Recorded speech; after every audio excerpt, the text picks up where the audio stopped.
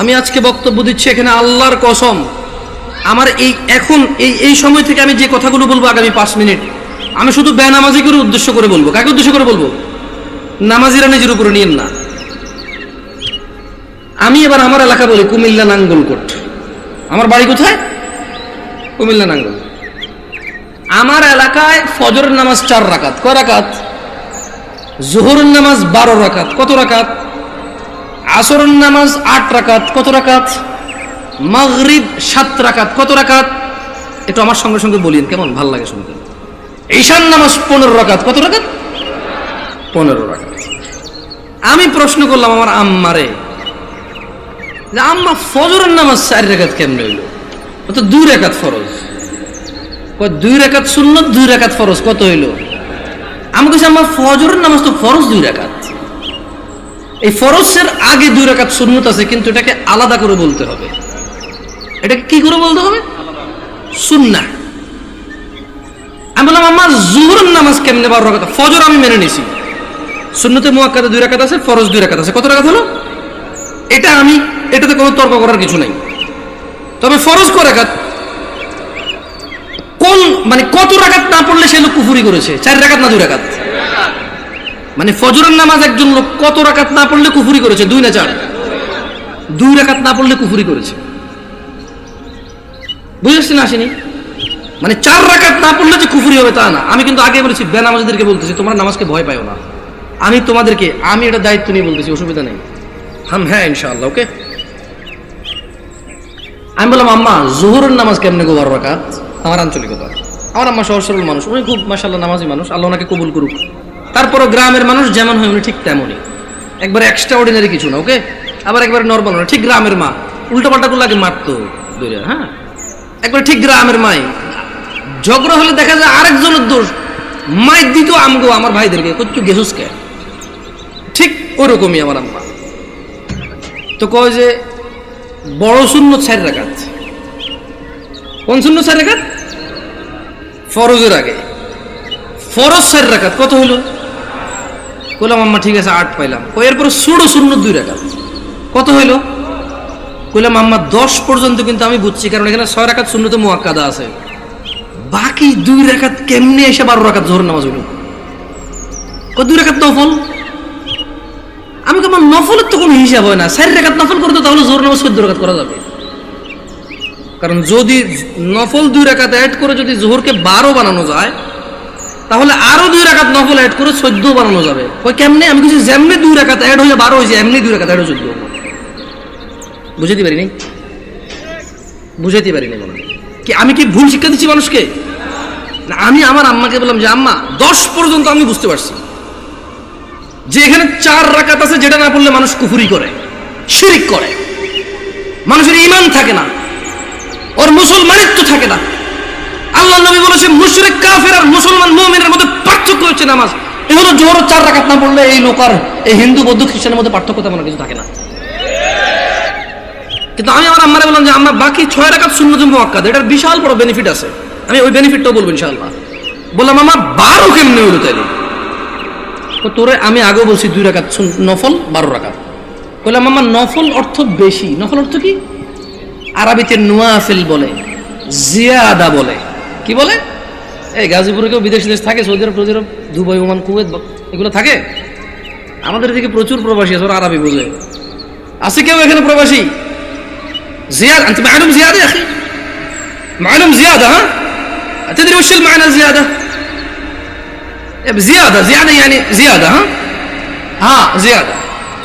তাহলে আরবিতে নওয়াফিল বা জিয়াদা, নওয়াফিল বা জিয়াদা বলা হয় কাকে? বেশি কি? আচ্ছা, নফলের কি কোনো সময় অথবা রাকাত নির্ধারণ আছে ইসলামে? নাকি যখন খুশি কয় রাকাত? 2 যত খুশি, মাকরু ওয়াক্ত ছাড়া যখন খুশি। Right or wrong? আমি বললাম আম্মা তাহলে তো এটা তো মানুষের উপরে, হ্যাঁ নফল পড়বে কেন? যে লোক ফরজ নামাজ পড়েনি তার নফলগুলো আল্লাহ তাআলা কিয়ামতে যদি ওর নামাজে ঘাটতি থাকে ইনশাআল্লাহ ফরজের জায়গায় আনবে। আমরা জানি এটা, আমরা এটা মানুষকে বলবো, কিন্তু আমরা জিনিস যেটা ওটাকে তাই বলবো। আমরা প্রত্যেকটা জিনিস স্পেসিফিক করব, আর প্রত্যেকটা জিনিসের বেনিফিট আমরা বলবো, ঠিক আছে না? আমি বললাম আম্মা যে নিয়মে 2 রাকাত নফলকে আপনি জোহর কইছেন, ঠিক ওই একই নিয়মে 4 রাকাতকে জোহর বলা যাবে, 6 রাকাতকেও জোহর বলা যাবে। কারণ আপনি যদি বলেন যে 4 রাকাত নফল কয়ে কেমনে জোহর সহ্য হবো, তাহলে আপনি আমারে বুঝাই দিতে হবে কেমনি 2 রাকাত নফল হয়ে জোহর বার হইল। বুঝাইতে পারছি? আমি তো আম্মা আপনি তো বুঝাইতে পারবেন না, কারণ নফলের তো কোনো মানে ফরজের সাথে অ্যাটাচ করা যাবে না। নফল খাস কিছু না, মানে নফল যেমন ফরজ জোহর আমরা দুপুরে পড়ি, আসর আমরা সূর্য হেলান দিলে পড়ি, মাগরিব সূর্য অস্তে পড়ি, রাতে আমরা ঈশা পড়ি, সূর্য উদয় আমরা ফজর পড়ি, সকালবেলা সূর্য উদয়ের আগে। তো নফলের তো কোনো টাইম নাই, যখন খুশি পড়বে মাকরু সময় ছাড়া। আচ্ছা কি আপনারা বিরক্ত হচ্ছেন নাকি?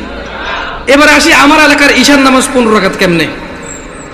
আগে একটু আপনাদের গাজীপুরের 9 রাকাত কেমনে এটাই শুনি। এই আমি কি বিভ্রান্ত করতেছি জাতিকে? আমি আগেই বলছি আমার কথাগুলো বেনামাজের জন্য। কার জন্য? বেনামাজি। আমি বলবো সবকিছু ব্যাখ্যা দিচ্ছি ইনশাআল্লাহ। গাজীপুরের 9 রাকাত কেমনে কে ব্যাখ্যা দিব? আমি তো জানি না 9 রাকাত। আপনি পারবেন কোন 9 কেমনে এটা কোন আগে, পরে আমি 15 কেমনে ওটা কোন? 4 ফরজ, সুন্নতে মুআক্কাদা 2, তাহলে 6 হলো। হ্যাঁ, ভিতরে 3 রাকাত, 9 রাকাত। মাশাআল্লাহ ভালো। জোহরটা 12 কেমনে? ওই নফল 200 ঠিক না? তো ঈশায় নফল আনলেন না যে? আমার এলাকায় ভাই 2 নাম্বারই করে নাই, জোহর নফল 2 আনছে, ঈশাও 2 আনছে। ওরা মানে কোনো নামাজকে কি করে নাই। না না না, আমি কি ওদেরকে মজা করতেছি? আমরা নামাজ পড়তাম না, এই মানুষগুলো আল্লাহ ওদেরকে বেহেশত নসিব করুক, ওরা প্রত্যেকটা নামাজের সাথে আমাদেরকে নফল নামাজ পড়তে উদ্বুদ্ধ করেছে।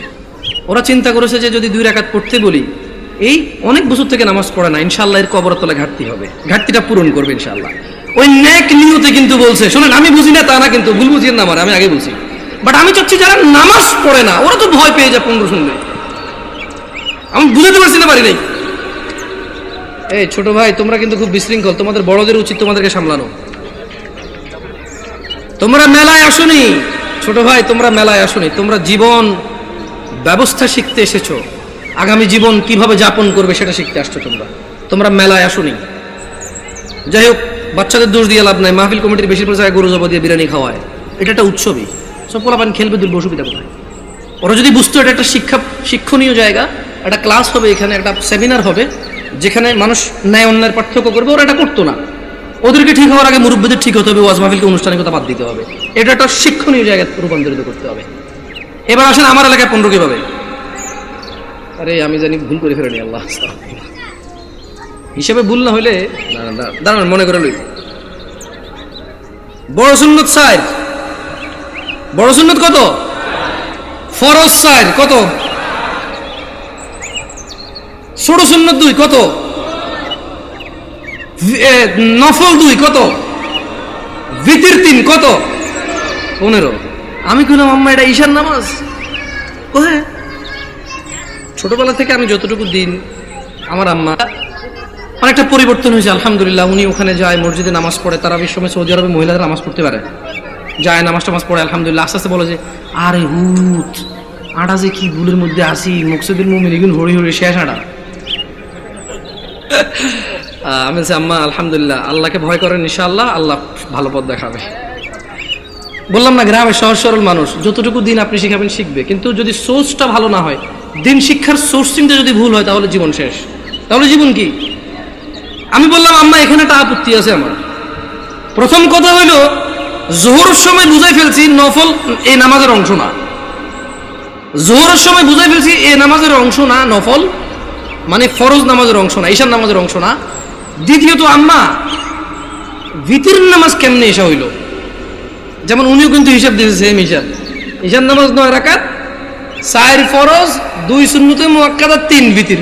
তো ভাই ভিতর নামাজ যদি ঈশা হয়ে যায় তাহলে ভিতর কোনটা? ঈশার নামাজ যদি 9 রাকাত হয় তাহলে ভিতরটা কই? আপনি বুঝেন নাই? যদি আপনি ঈশাকে 9 রাকাত বলেন ভিতর 3 সহকারে, তাহলে আগামীকালকে যদি একজন বলে যে জোহর 8 রাকাত, মানে 4 রাকাত জোহর আর 4 রাকাত আসর মিলে 8 রাকাত একসাথে পড়ে ফেলে, এক হয়ে যাবে। আপনাকে বুঝতে হবে যে ঈশার আজান দিলে মানুষের উপরে ঈশার সালাত ফরজ হয়ে যায়। ভিতরের সময়টা শুরু হয় ঈশার নামাজের পরে। যদি কোনো লোক ঈশা পড়ে, তার জন্য ঈশা পড়ার পর থেকে ভিতরের টাইম শুরু হয়েছে, এবারে সেটা ফজরের আগ পর্যন্ত সময় পায়। কি ভুল ব্যাখ্যা দেই নাই তো মুরব্বী? আমি বলে দিচ্ছি, না বুঝলে অসুবিধা নাই, ভুল বুঝিয়েন না। না বুঝলে কোনো অসুবিধা নাই, ভুল বুঝিয়েন না। তাহলে ভিতরের নামাজ ঈশান নামাজের সাথে কেন সম্পৃক্ত হলো? কারণ ঈশান নামাজ না হইলে ভিতরের সময় আসে না, ভিতরের সময় শুরু হয় না। বুঝতে পারছেন না পারেন নাই? ধরেন একজন লোক রাত 11টা বাজে, সে এখনো ঈশা পড়ায় নাই, সে কি ভিতর পড়বে? তাহলে সেই ঈশা পড়ার পরে তার ভিতর স্টার্ট।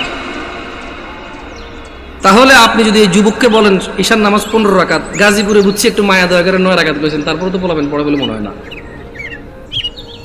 একজন রিক্সা ড্রাইভার যদি চিন্তা করে 2 মিনিট করে তো 30 মিনিট। আমার এলাকার কথা বলতেছি। শোনো তোমরা যারা দরিদ্র এবং ধনী, যারা তোমরা সালাত আদায় করো না, নয়াপাড়ার মানুষ তোমাদের নবী মুস্তাফা সাল্লাল্লাহু আলাইহি ওয়াসাল্লাম মৃত্যু সজ্জায় বারবার উঠে বলেছে সালাহ সালাহ সালাহ, নামাজ নামাজ নামাজ। এই নামাজ তোমরা যারা আদায় করো না, তোমরা জেনে রাখো নয়াপাড়ার মানুষ, ও নয়াপাড়ার মহিলা ও পুরুষরা, ধনী দরিদ্র, সুস্থ অসুস্থ, তোমরা যেই হও না কেন, তোমাদের উপর তোমাদের রব দিনে 17 রাকাত নামাজ ফরজ করেছে। তোমাদের মধ্যে যে কোনো ব্যক্তি দিনে, পুরা দিনে সকাল থেকে রাত পর্যন্ত এই 17 রাকাত নামাজ আদায় করবে না, যে সে তার রবের সাথে কুফরি করেছে, রবকে অস্বীকার করেছে। ক্ষমা চাও তোমাদের রবের কাছে।